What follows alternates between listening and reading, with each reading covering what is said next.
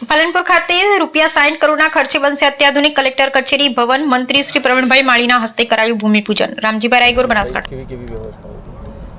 સામાન્ય માણસોના પોતાના વહીવટી કામો માટે સરળતા રહે તે માટે સમય પ્રમાણે આધુનિકતા, ટેકનોલોજીનો સંગમ અને પર્યાવરણને ધ્યાને રાખીને રાજ્ય સરકારે 60 કરોડ રૂપિયાના ખર્ચે આ બિલ્ડિંગને મંજૂરી આપી છે.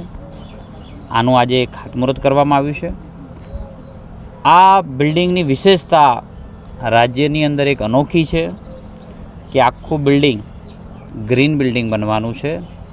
દરેક બાબતની વસ્તુ ધ્યાન રાખી છે કે ઈચ એન્ડ એવરી વસ્તુ રિસાયકલ થાય તેનું ધ્યાન રાખી છે. મટીરિયલ રિસાયકલ થાય એનું પણ ધ્યાન રાખ્યું છે. એટલે કુલ મનાઈને જે એના નોર્મ્સ હોય છે ગ્રીન બિલ્ડિંગના, તેવી પ્રથમ બિલ્ડિંગ આ બનાસકાંઠાની કલેક્ટર કચેરી બની રહી છે. તેનો આનંદ પણ છે.